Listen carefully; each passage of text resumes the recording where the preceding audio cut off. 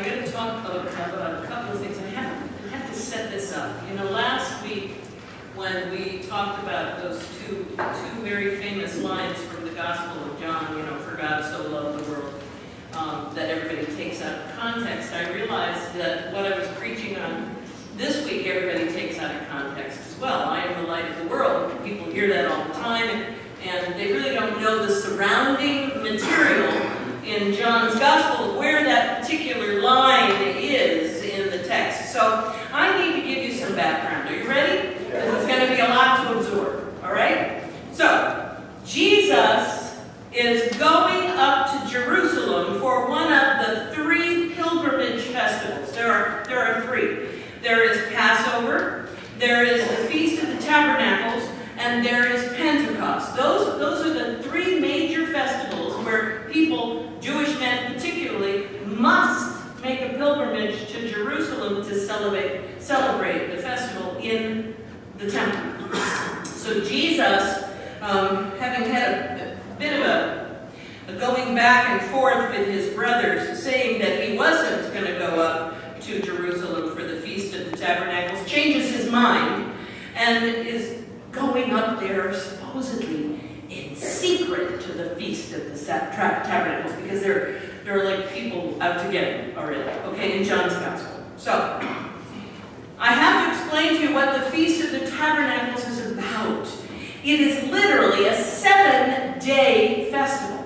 It is a major party at the temple.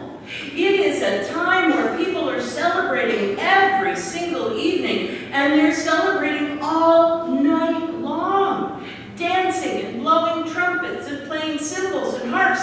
And it's not just ordinary people that are doing it. It's priests and scribes and Pharisees and the religious authorities of the temple are out hooting around. It's wild. So, there's an image or two that I want to share with you about this Feast of the Tabernacles. And it appears in what is called the Mishnah. Now it's going to get steeper and more complicated. The Mishnah is a document that is a commentary on the Torah. That is, the Mishnah is kind of like explanatory notes on the Torah, okay, which is the first 5 books of the Bible. They're kind of like liner notes. You know, how many of you had record albums? You know, the stuff on the back of the record album was really the most interesting stuff. It gave you insight, you know, into who wrote the music and what inspired them to write the music, and a little biographical stuff. Well, I say the Mishnah is kind of like liner notes for the events in Scripture. It's like a book's dust jacket as well, that gives you insight into an author and sometimes gives you the reviews on that particular book by other authors. So Mishnah presents its teachings on the Torah very methodically. We should understand that as Methodists. We like order. So the Mishnah presents its teaching on the Torah very methodically by subject matter. It tackles a particular subject. When it talks about the Feast of the Tabernacles, it describes at length how the feast is to be celebrated.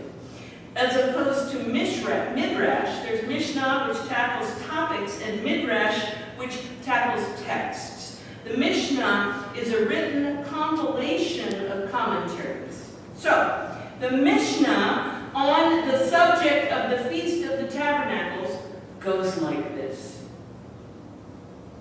He who has not witnessed the rejoicings at the water drawing has throughout the whole of his life witnessed no real rejoicing. At the end of the day, of the first holiday of the festival of the Tabernacles, the women's court, which is built the day before the festival begins, people descend to the women's court. Now, the women's court has 2 levels. The women are on the top level and the men are on the bottom level, and the temple court surround. Well, they keep them separate because if they're together, they'll just enjoy themselves too much. So in the women's court, a great transformation has been made, and there are golden candelabra which were placed there. 4 golden candelabra. Now, this isn't just any candelabra. These suckers are 74 feet high. There are 4 golden basins at the top of each of the candelabra. 4 ladders were put to each of the candelabra, on which stood 4 lads, priestly intern types, holding jars of oil containing 120 jugs, each jar containing 120 jugs of oil, which they replenished into each basin. This is great. The cast-off breeches and belts of the priests were torn into shreds and made into wicks for these candelabra. When they were lighted, when these candelabra in the court, the women's court of the temple, were lighted, there was not a court, that is a patio, a home in Jerusalem that was not illuminated by the lights of these candelabra on the Feast of the Tabernacles. Can you imagine? It's like having spotlights all over that hit every one of our patios in this valley. That's how huge these lights were, these candelabra, for the Feast of the Tabernacles. Pious and distinguished men danced before the people with flaming torches in their hands, and they sang hymns of praise before them. And the Levites, who were holy priests, accompanied them with harps and cymbals and numberless musical instruments. And they sang. At the upper gate, which leads down to the court of the Israelites, the court of women, stood 2 priests with trumpets in their hands. Priests with trumpets in their hands. When the cock first crowed, they blew a blast, a long note and a blast. This they repeated when they reached the 10th step, and again when they got into the court. The blowing of trumpets in this great 7-day festival that went on and on. So Jesus decides to go to the Feast of the Tabernacles. His brothers went to the festival. Then he also went, not publicly, but as it were, in secret. His opponents were looking for him at the festival and saying, "Where is he?" And there was considerable complaining about him among the crowds. While some were saying, "He is a good man," others were saying, "No, he's a deceiving man. He deceives the crowds." Yet no one would speak openly about him for fear of the religious authorities. At the middle of the festival, Jesus went up to the temple and he began to teach. The religious leaders were astonished at it, saying, "How does this man have such learning when he has never been taught?" Then Jesus answered them, "My teaching is not mine, but it is his who sent me. Anyone who resolves to do the will of God will know whether the teaching is from God or whether I am speaking on my own. Those who speak on their own seek their own glory, but the one who seeks the glory of him who sent him is true, and there is nothing false in him. Do not judge by appearances, but judge with right judgment." Now some of the people of Jerusalem were saying, "Is not this the man whom they're trying to kill?" And the Pharisees heard the crowd muttering such things about him, and the chief priests and the Pharisees sent temple police to arrest him. Jesus then said, "I'll be with you a little while longer, and then I'm going on to him who sent me. You'll search for me, but you will not find me, and where I am, you cannot come." On the last day of the festival, the great day, while Jesus was standing there, he cried out, "Let anyone who is thirsty come to me, and let the one who believes in me drink. As the scripture has said, out of the believer's heart shall flow rivers of living water." When they heard these words, some in the crowd said, "This is really the prophet." Others said, "This is the Messiah." But some asked, "Surely the Messiah does not come from Galilee, does he?" So there was a division in the crowd because of him. Then the temple police went back to the chief priests and the Pharisees, who asked them, "Why didn't you arrest him?" And the police answered, "Never has anyone spoken like this." Then the Pharisees replied, "Surely you have not been deceived too? Has any one of the authorities of the Pharisees believed in him? But this crowd, which does not know the law, they are accursed."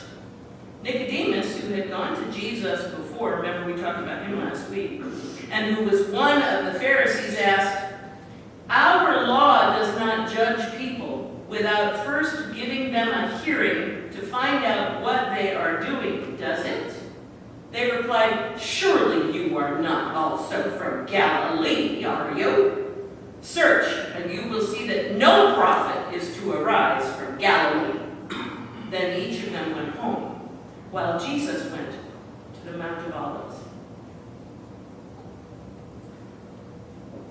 The story that comes next is a story that people often take out of context, and they don't attach it to these preceding scriptures. It's important that it flows from the preceding scriptures. It's in here for a reason.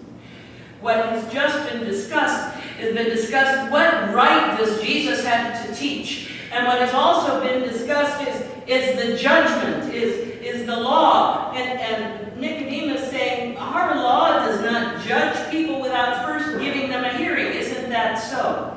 So Nicodemus is trying to speak reason to the Pharisees and the other religious authorities who are extremely upset that this Jesus, this interloper, this man has come into the temple to teach and to say things and talk about things that, well, contrast or give new symbolism to what they are celebrating. So they do something to try to throw him off. What they do, it's early in the morning, when Jesus came to the temple, all the people came to him and he sat down and he began to teach them. But the scribes and the Pharisees brought a woman who had been caught in adultery. And making her stand before all of them, they said to him, "Okay, teacher, this woman was caught in the very act of committing adultery. Now, in the law of Moses commanded us to stone such women. What do you say?" They said this to test him, so that they might have some charge to bring against him. Jesus bent down and wrote with his finger on the ground. As they kept on questioning him, he continued to look down at the ground and write on the ground.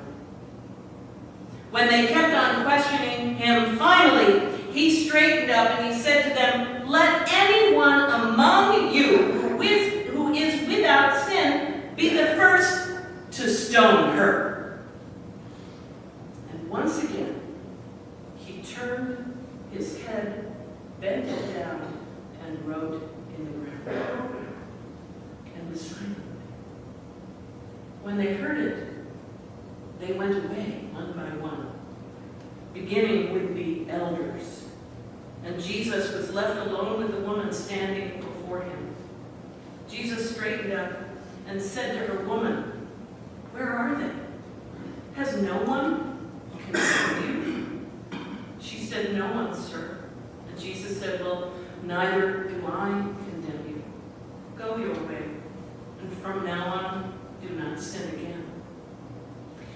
People take that story and they start talking about the issue of adultery. This is not a story about adultery. This is a story about judgment. This is a story about manipulating the law. This is the story about trying to get Jesus to make a mistake so that they can arrest him and get him out of their hair. Everybody and anybody who knows anything about the Mosaic law knows that the man and the woman who commit adultery are both guilty. You don't just bring one of them, you bring them both. Anybody knows that. Everybody knows that. You don't have to be a scholar of the law to know that about that law. So this isn't about adultery. get Jesus to make a mistake. What's so interesting, how many of you have teenage children? And when they don't want to talk to you, what do?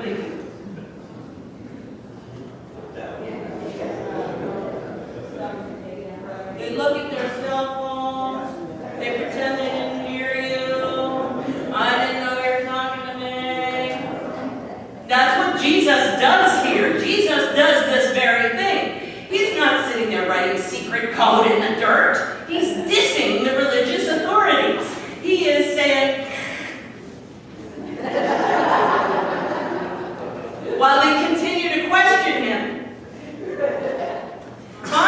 finally, he's had enough. And he stands up and he says, okay, whichever one of you hasn't ever done anything wrong in your life, you go ahead, pick up that stone and throw it at him. In that moment, what he has done is he has looked deep into the darkness of their hearts. He has pried his way into the deepest, darkest place in their hearts, and he has caused them to see who they are on the inside. Jesus' next line is this: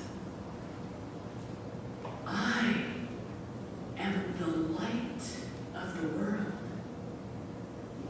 Whoever follows me will never walk in darkness, but will have the light of life. Jesus, in this middle of the festival of the tabernacles that has these incredible lights that are shining all over the city of Jerusalem, beyond anything